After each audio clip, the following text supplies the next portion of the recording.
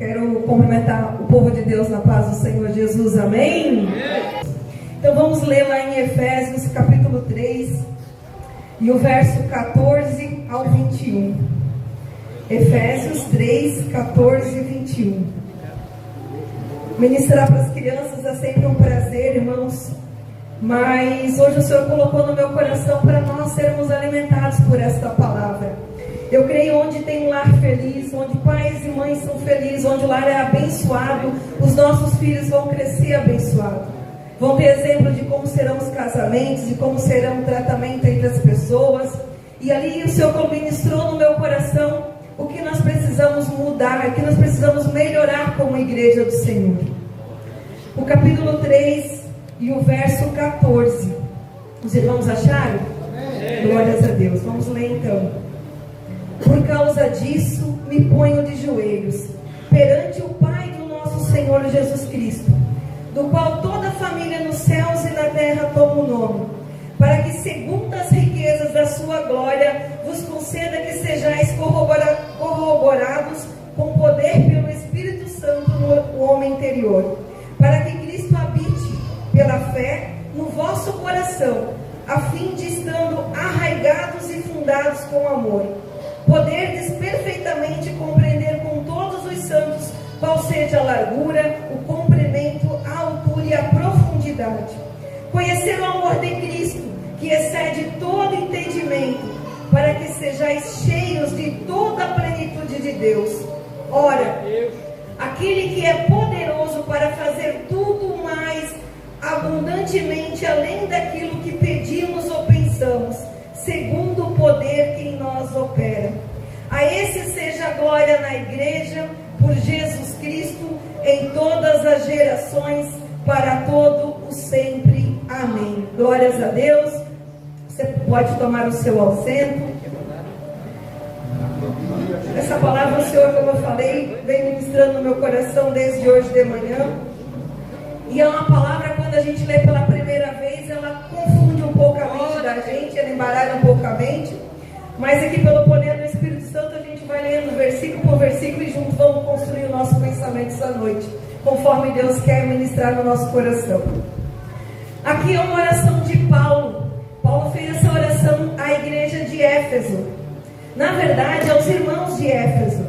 Paulo, ele tinha um ministério muito lindo, um ministério que ele ia por todas as cidades, né, na Ásia Maior, na Ásia Menor, e ele ganhava muitas almas para Jesus. Independente das adversidades de Paulo, o propósito sempre estava alinhado, que era ganhar almas para o Senhor. Paulo, ele não estava preocupado com o boleto para pagar, ele não estava preocupado com o que ele ia vestir, com o que ele ia comer, de que forma ele ia pagar, de que forma ele ia ser sustentado. Ele tinha um alinhamento, que era ganhar almas para o reino de Deus. Esse alinhamento, eu creio que no dia de hoje, muitas das vezes, se perde nos nossos meios. Nós estamos tão embaçados, tão embaraçados com as coisas do dia a dia, irmãos, que a gente acaba vindo para a igreja com um propósito menor. E o maior propósito, que é ganhar alma para o reino, que é evangelizar, que é pregar e ministrar essa palavra que liberta, que cura e que salva, muitas das vezes tem ficado de lado. São tantas picuinhas no nosso meio que tem tirado o nosso propósito da presença do Senhor, que eu creio que o Senhor esta noite quer nos trazer lembrança de quem nós era na presença do Senhor, de quem nós, quando nós aceitamos Jesus, aquele primeiro amor, aquela chama que ardia nos nossos corações, igreja, que você era um crente chato, que onde você chegava, você pregava sobre o amor de Cristo, você pregava sobre a transformação de Jesus na sua vida, você pregava o que Deus fez na tua casa, no meio do teu casamento, no meio da tua família, e hoje parece que Deus não é mais o mesmo Senhor dos senhores. E isso não falo só para vocês, eu vejo pela minha vida. Essa semana foi uma semana muito difícil, onde o diabo se levantou muito na nossa casa, na nossa empresa, no meio da nossa família. Avisado por Deus. Fizemos uma reunião e Deus avisou que ia acontecer, que o diabo ia se levantar. Mas no momento da aprovação, no momento que a gente precisa ser aprovado, a gente reprova na prova, não, Leandro? Parece que a gente esquece o que Deus falou, a gente esquece o que Deus ensinou, a gente gente esquece o que aprendeu. E aí a gente cai na cilada de Satanás. E aí em poucos segundos dá um rebuliço. Aquele rebuliço que diz que passa aquele vento, sabe? Mas aquele vento só passou porque você não conseguiu ser vigilante o suficiente para ficar em silêncio e passar a prova.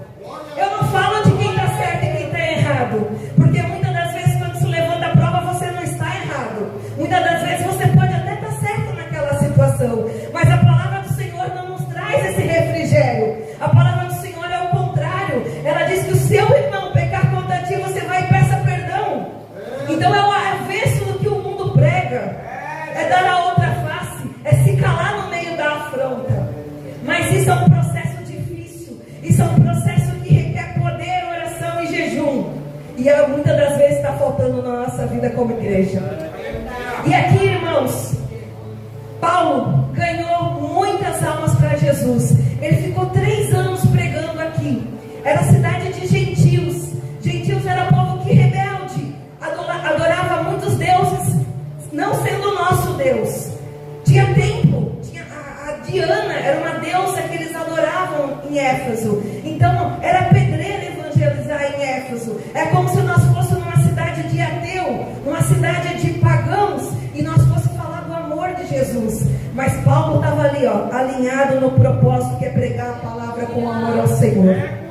Nada tirava o foco dele. Tinha macumbeiro, irmão? Tinha. Tinha feiticeiro? Tinha. Podiam levar ele em praça pública e queimar lá na fogueira do diabo? Podia. Mas Paulo, nada para ele importava. Ele queria levar o evangelho.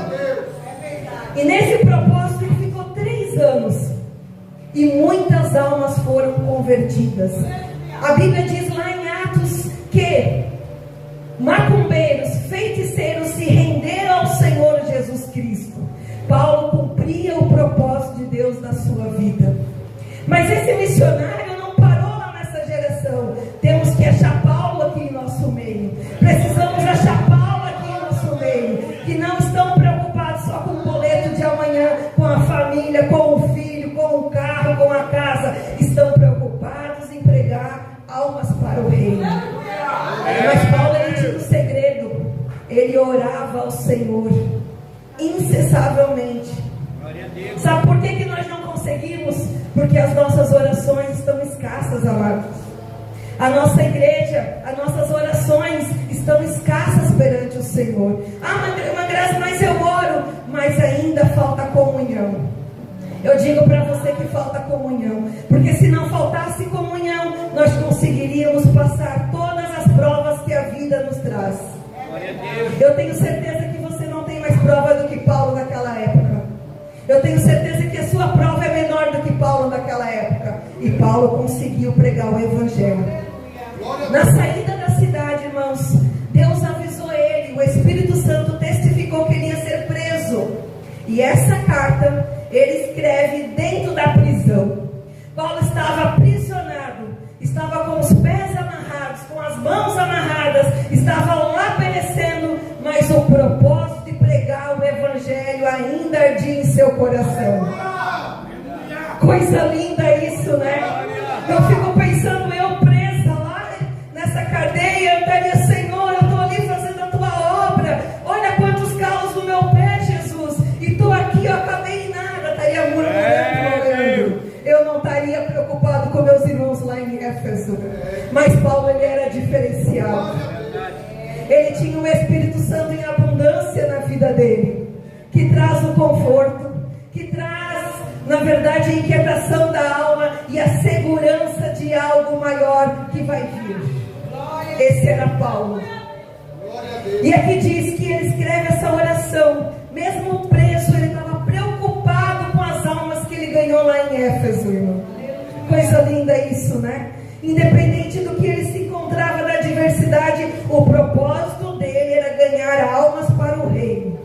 E eu te pergunto esta noite, como está esse propósito alinhado no seu coração? Não terceirize esse propósito. Quando nós chegarmos diante do Senhor, o Senhor vai colocar, irmã Grazi, o que você tem feito? Ah, Senhor, mas eu preguei lá no culto de domingo, Senhor, eu louvei. Irmã Grazi, afastai de mim. Porque o que conta, irmão, não é o que eu estou trazendo a palavra, são as almas que eu ganhei por Jesus. O que conta, o que vai restar, irmão, é o que você fez para levar o nome deste que pagou um alto preço pelas nossas vidas. Não foi quantos hinos eu louvei no grupo de louvor, ou quantos dias eu ministrei no culto de domingo. Efetivamente, qual foi o meu testemunho de ganho de almas? Sabe? E isso não tem mais se falado dentro da igreja. Por quê? Porque nós desalinhamos o propósito do Senhor. É tantas picuinhas, pastor, a gente está tão preocupado, irmã Josi, com tanta coisa, é o boleto, é a casa, é o filho, que a gente está esquecendo do propósito maior. O propósito maior é você ser canal, você ser boca de Deus na terra. Não terceirize isso para o outro, não vai ter desculpa diante de Deus, igreja. E esta noite eu vim direcionada por Deus para nós abrirmos os nossos olhos espirituais e resgatarmos em nós o que se perdeu nessa caminhada com o Espírito Santo. E aqui ele diz: por essa causa me ponho de joelhos. Tinha uma tradição, irmãos, entre os judeus que eles só se colocavam em oração de joelhos quando a causa era nobre, quando era algo precioso. E isso era uma causa preciosa, porque ele estava preocupado com essas almas que ele ganhou, e não com esse cenário que ele vivia. Para que segundo as riquezas da sua glória, sejais corroborados com poder pelo seu Espírito no homem interior. Como que eu vou conseguir vencer as nossas adversidades, irmãos, se o poder de Deus em mim não está manifesto, porque eu não estou buscando as coisas de Deus? A Bíblia diz que quanto mais você busca, mais você tem sede de buscar, mais você tem sede desta palavra. Muitas das vezes a nossa Bíblia está lá no Salmo 91 e está lá empoeirada em cima da mesa, esperando chegar o culto de domingo. Não terceirize essa necessidade de alimentar a sua alma diante de Deus. Você não vai ter desculpa perante o Senhor. Eu não vou ter desculpa perante o Senhor. Glória a Deus. Por causa desta causa me ponho de joelhos. Que causa é essa? Você já fazer uma retrospectiva hoje e lembrar do alto preço pago lá na cruz. É essa causa. Um homem que veio na terra 100% homem sendo Deus. Podia ser rico e se colocou como pobre. Passou todas as adversidades por amor ao meu nome e ao teu nome. Hoje nós não éramos para nós estarmos aqui. Nós não fomos um povo escolhido. Nós somos um filho abastardos. Mas pela graça de Jesus que nos comprou, nós tivemos uma chance de conquistar a herança que é herdar o céu. Esse foi um alto preço que Jesus pagou. Parece que já está esquecido e ficou lá atrás, uns 2000 anos que já se passaram, 3000 anos já se passaram. Mas hoje eu digo para você, vamos retomar essa aliança do alto preço da cruz, para a gente valorizar de novo o que o Senhor fez pela minha vida, pela tua vida, e que o Senhor quer fazer através de nós. Porque o Evangelho não é canal. Você é canal de bênção na vida de outra pessoa. Às vezes você está lá trabalhando, a pessoa vem desabafar com você. Está difícil, né, irmã Grazi? O que você faz? Está difícil mesmo, irmão. Está complicado, né, irmã? Está complicado. Não, irmão. Vamos quebrar esse ciclo. Vamos ser canal de bênção. Pode estar tudo ruim, mas em nome de Jesus você vai ter uma palavra de esperança para essa vida. Porque como Deus fez com nós, Deus quer resgatar outras pessoas. Porque o Senhor não nos prometeu um cenário de bonança. O Senhor nos prometeu uma herança, uma igreja triunfante lá no céu. Mas hoje aqui na terra ela é uma igreja militante. E nenhum soldado que se alista desembaraçado, né? Sem a arma, sem a farda, pensando só em si próprio. Então esta noite eu digo para você, retome as origens. Vamos retomar o que Deus quer para mim, para a tua vida, que é ganhar almas para o reino, falar do amor de Jesus. Mas irmã Graça, não estou vendo fruto, já falei tanto. Irmãos, lance a semente. É Deus que faz a obra. É Deus que dá o crescimento. Nós precisamos fazer a diferença onde a gente colocar a planta dos nossos pés. E aqui Paulo, ele faz 5 pedidos para a igreja de Éfeso. Suplica pelo poder interior sermos revestidos do poder. Irmãos, evangelho sem poder não é evangelho. Eu e você temos que ter cheio de palavras de bênção para a vida do meu irmão. Quanto Deus já fez pela nossa vida, quantos livramentos, quantas bênçãos que o Senhor já derramou na nossa casa. Mas os nossos olhos conseguem contemplar só o hoje. O ontem, o livramento de ontem, não parece que já passou, né? Mas não, o Senhor tem derramado na vida. Se eu começar aqui desde o meu filho, meu esposo, o pastor, o irmão Juan, e perguntar quantas bênçãos o Senhor já trouxe aqui, ó, em cada vida, eu tenho certeza que tem caminhão de bênção para entregar. Mas muitas das vezes a gente é ingrato. E eu digo para você, a gente me coloca no meio também. Porque no meio dessa tempestade eu estava com muita raiva. E aí uma funcionária, lá a gente tem a Alexa, né, lá na empresa. Ela chegou, caminhou fora da minha sala lá e falou assim: Alexa, coloca a Isadora Pompeu quantas bênçãos. E aí começou. 1, 2, 3, bênçãos que não tem fim. Perco as contas e agradeço o que fez por mim. Deus, eu tenho tantas bênçãos, posso em minha vida entregar. Quanto mais vejo os detalhes, tua bondade posso encontrar. E aquilo foi entrando na minha alma e eu fui chorando, irmão, de vergonha. Porque a minha mente só estava naquele presente, naquele momento difícil. Todas as bênçãos que o Senhor derramou sobre a minha casa, a minha vida, a minha família, os meus, naquele momento eu não consegui lembrar. Mas Deus, pelo cuidado que Ele tem por nós, pastor, Ele usou um católico da outra sala para colocar um louvor lá para mim, eu recordar e trazer à memória quem é que me resgatou e de onde Ele me tirou e o que Ele quer comigo. A situação mudou? Não, ainda permaneceu. Mas o meu coração mudou diante dessa situação. Um olhar de ódio que eu estava, de raiva e de rancor e de mágoa, transformou um olhar de misericórdia, um olhar de compaixão e de amor, entendendo que só o inimigo para fazer uma arruaça na vida daquela pessoa e me afrontar daquele jeito, por algo tão pequeno. E aí, a resposta mudando, o cenário muda, irmão. Porque quando o inimigo usa alguém para te tirar da paz, da bênção, da posição, é a resposta sua que faz a diferença. Porque você é o canal, você é a diferença, é você que tem que mostrar que conhece o Senhor. O mundo não conhece o Senhor. O mundo usa a carne como resposta, mas você usa a glorificação em Deus, tudo que Deus te deu, a virtude do Espírito Santo, para conseguir vencer as adversidades. E esse poder é o mesmo poder que ressuscitou Jesus dentre os mortos. Quando eu li isso, eu pensei, meu Deus, que poder nós temos como igreja quando a gente ora, irmãos. Que poder o Senhor nos concedeu quando a gente ora, de quebrar grilhões, de mudar histórias, de mudar cenários, de mudar decisões. Que poder o Senhor nos concedeu como igreja. Nós não somos merecedores para tanto, mas Ele nos selou com o Espírito Santo, irmãos.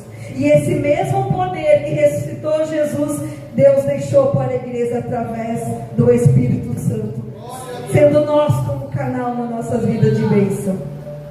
Não é um fogo enfeitado para os homens admirar, não é um oba-oba, um fogo fake, um fogo de plástico. É algo santo, que transforma, que cura, que liberta, que muda vidas, irmãos.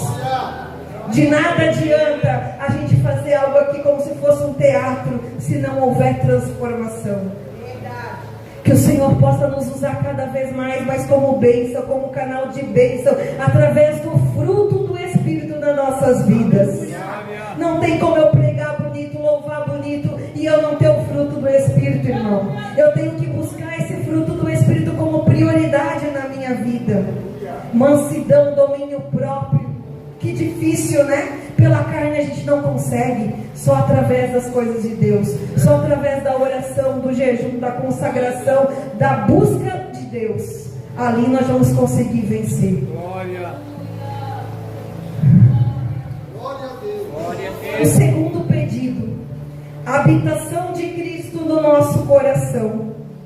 E eu estudei, e estou estudando teologia agora, e muitas palavras do português, lá no grego, no hebraico, ela não tem o mesmo significado. Por exemplo, a habitação no português é habitar. Mas se nós formos buscar o hebraico, a habitação ela tem dois sentidos. Ela tem duas traduções. A primeira tradução é paroikeu e a segunda é kaitokeu. Pouco muda para nós, mas vocês vão entender que esse habitar que está aqui descrito nesse texto não é o paroikeu. Imagine que você é um turista. Você vai lá no hotel, você pega, faz seu check-in, entra no quarto, você habita aquele espaço, correto? Mas você não é dono, você alugou aquele espaço para entrar naquele hotel. Você não pode vender a poltrona, trocar a cama, trocar a roupa de cama, porque você habitou temporariamente aquele espaço. Mas aqui Jesus diz katoikeu, habitar como dono da casa. O Senhor quer habitar em nós como se fosse o dono da nossa casa. Aí eu te pergunto esta noite: o Senhor habitando na nossa casa, como está essa casa? Tem quartos secretos? Tem chaves trancadas para o Senhor? Tem algo que o Senhor não pode ver na tua vida? Você precisa deixar esse quarto de lado? Ou Ele pode habitar em todos os cômodos da sua casa? A minha oração esta noite é que o Senhor possa encontrar em nós uma casa que Ele possa habitar verdadeiramente e ter gozo pelo Seu Espírito Santo, com uma casa limpa, uma casa pura na presença dEle. Como conseguimos isso, irmãos? Pelo falar? Não. Através da palavra, através da oração, através da consagração. Por si só nós não conseguimos. A natureza humana vai contra as coisas de Deus. Glória a Deus. O terceiro pedido: arraigados e alicerçados no amor. Tudo isso Paulo pedindo para Deus, suplicando que os irmãos em Éfeso permanecessem arraigados. Aqui ele está usando esse termo como se fosse uma árvore. Arraigados, cheia de raízes. Que aquilo que ele lançou no coração, na mente dos irmãos lá, gentios que se converteram, pudesse ficar cravado com uma raiz, com grandes raízes, uma árvore com grandes raízes, que o vento pode vir, pode bater, e ali tiver a árvore sólida. Por que a gente precisa disso, irmãos? Senão nós vamos estar vulneráveis. Daqui a pouco alguém se levanta e diz que é Jesus e você acha que é Jesus mesmo. Nós precisamos estar arraigados. O que é estar arraigados? É estar com as raízes fortificadas em Cristo. Mas se eu não ler a palavra, não tem como ter raiz. Não tem. Só no culto de domingo você não consegue formar essa raiz. Mal e mal você vai ter uma folhinha a mais na sua árvore. Você precisa ler a palavra. Você precisa buscar a palavra. Você precisa ter sede da palavra, irmãos. Alicerçados no amor. Quem é o alicerce sabe, quem é da construção civil, que o alicerce é o fundamento, né, irmão Leandro? Consegue fazer uma casa sem alicerce? Não consegue, né? E Paulo ele é tão inteligente aqui que ele usa as duas palavras. Para quem está ali no ramo da construção entende, quem é do ramo da botânica também entende. E esse alicerce é o fundamento que é a palavra viva em nosso coração. E engraçado, né, irmãos, porque amar quem nos ama é fácil, mas difícil é amar as diferenças, né? E é quando a gente está alicerçado, a gente percebe que o amor é o grande fundamento para você ser um homem e uma mulher de Deus. Não tem como ser vaso de honra sem amor. Não tem como ser profeta sem amor. Não tem como ser pastor sem amor. Não tem como ser missionária sem amor. Não tem como ser discípulo sem amor. E é difícil amar quem não nos ama. É fácil amar quem ama a gente, né? Mas quem não nos ama é só pelo poder. É só pelo poder do Espírito Santo. Entende como é importante a oração, irmãos? Então a oração que vai nos dar isso. Então é através da oração que a gente consegue isso. Sem oração não tem como amar quem não nos ama. A raiva vai dominar nossa mente. A ira, o desejo de fazer igual. Mas se nós estivermos alicerçados pela palavra, a gente entende a necessidade do amor da vida do cristão. O quarto pedido: compreender e conhecer. Compreender e conhecer. Conhecer é relacional. Eu preciso ter uma experiência com Deus. Se eu perguntar para aqui, quem já teve uma experiência com Deus, de verdadeiramente? Aquela coisa, não arrepio, experiência mesmo com Deus, sabe? De você fazer uma prova com Deus e Deus te responder. De Deus te chamar pelo nome. Deus um dia me chamou pelo nome. E eu achei maravilhoso aquilo, estava meio dormindo, não entendi. Chamou Grazi, vai orar, Grazi. Mas que coisa linda foi. Experimentei algo diferente da parte de Deus. E foi tão engraçado, irmãos, que para a mente humana aquilo era loucura da minha cabeça. Eu fui entender no outro dia só, irmã Sueli, que era Deus. Porque as coisas de Deus, elas confundem a mente humana. Porque Deus é infinito. Uma mente finita que nem a nossa, ela não consegue entender um Deus infinito. Deus é muito mais para o nosso entendimento humano. O universo não tem tamanho segundo os astrônomos. Mas imagine Deus, que Ele é infinito e criou tudo isso. A Bíblia diz que o estrado dos pés é a terra. Então a terra é o estrado dos pés do Senhor. Imagine esse Deus. 7 bilhões de pessoas e cada uma com uma característica diferente. Até o gênio, se você estudar com o gênio, você vai ver que ele é diferente. Ele parece igual, não? Mas quando você vai estudar, ele é totalmente diferente. Você sabe reconhecer quem é um, quem é outro. Porque Deus criou todas as pessoas únicas para a glória dele. E isso é lindo. Não tem como ter um Deus tão maravilhoso e perfeito. E Ele excede todo o nosso entendimento. E aqui diz que Ele suplica pela plenitude de Deus. E quando Ele faz essa súplica, Ele entra na verdade em algo muito profundo. Porque Deus tem atributos comunicáveis e não comunicáveis. Por exemplo, Deus, Ele tem atributos que Ele não deu para o homem. Ele está na onisciência, na onipresença. Ele está aqui no Brasil, mas Ele está lá na China, nesse lugar. Os irmãos que estão orando lá na China estão recebendo a presença de Deus. 24 horas quase de escala entre o Brasil e a China. Mas Ele está lá. Nós não. Se estamos no Brasil, não conseguimos estar na China. A onisciência, onipresença está em todos os lugares. Então Ele tem tantos atributos que só Ele é dele, mas tem atributos que Ele nos deu, como o amor. Não o mesmo amor que Ele nos amou, mas Ele nos deixou o amor.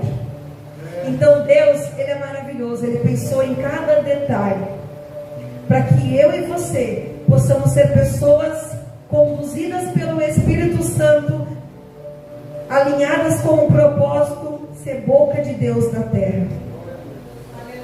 Na minha faculdade eu aprendi que cristão é mini Cristo.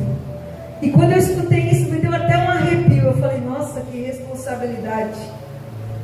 Você é um cristão, irmão Leandro. Você é um mini Cristo. Olha que responsabilidade. O que você fez ontem para levar esse nome? O que você fez hoje para levar esse nome? O que eu vou fazer amanhã para levar esse nome? Olha que responsabilidade Deus nos deu. Nós sermos representantes de Deus, boca de Deus na terra.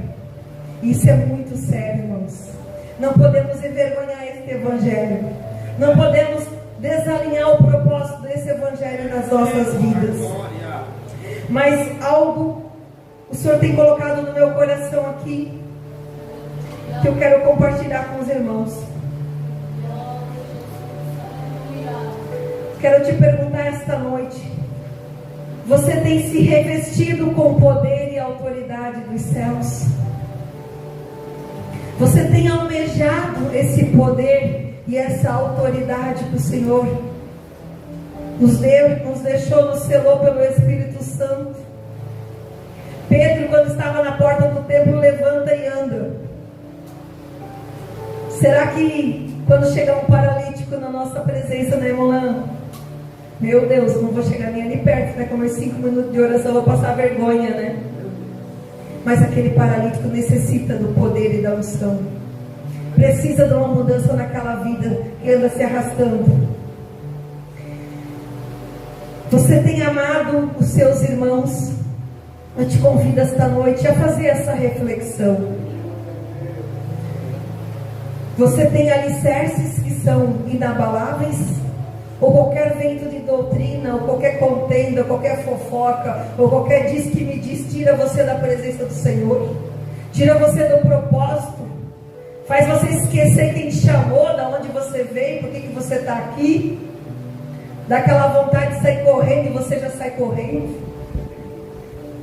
Você já parou para meditar com o grande amor de Cristo por você? Por nós? Pela nossa casa, pelos nossos? Glória a Deus. Nós não éramos para estar aqui.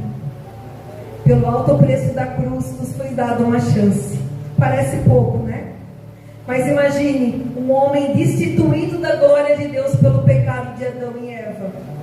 Nós não tínhamos mais chance. O inferno já estava fadado ao nosso destino, irmão. Aí vem alguém, se vestiu de homem, sofreu como homem, passou todas as vergonhas como homem, para que fosse glorificado, para que fosse remido dos nossos pecados. Essa obra é muito grande. Só ela já é vontade de sair correndo e pedir perdão por ser tão falho na presença dele, por ser tão falta na presença dele, por pensar tão em nós e tão pouco em conjunto nos outros.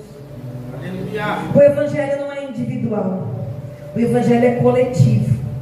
O evangelho é um estender a mão para o outro, o evangelho é um ajudar o outro, o evangelho é não querer recompensa, é não exigir bênção. O evangelho é cumprir o propósito alinhado de Deus para as nossas vidas. Tudo por amor a você. Eu escrevi aqui: tudo por amor a mim, tudo por amor a nós. Glória a Deus. Tudo por amor. E esta noite eu gostaria que você clamasse essa presença. Glória a Deus. Essas foram as palavras que Deus colocou no meu coração. Quero te pedir para vir aqui na frente. Nós vamos orar esta noite, em conjunto, igreja. Não estou aqui para apontar o menos falho, o mais falho, porque estamos todos falhos na presença desse Deus. Mas eu quero te pedir, a irmã Sueli vai preparar um louvor, para que esta palavra, ela possa fazer morada em nosso coração. E quando vier as adversidades, a gente possa entender que o nosso propósito é muito maior do que isso. O nosso propósito é ganhar almas para o reino. Nós somos um mini cristão. Eu te convido a vir aqui na frente. Você que tem algo para colocar diante de Deus. Você que não aceitou Jesus como seu suficiente Salvador. Saiba que não há outro caminho a não ser esse. Você já serve ao Senhor, amados? Amém. Não existe outro caminho a não ser esse. Glória a Deus. O homem procurou prazer em tantas coisas, mas o nosso refúgio é só em Deus. É quando nós fechamos o nosso quarto e a gente em oculto fala com Ele e Ele nos ouve.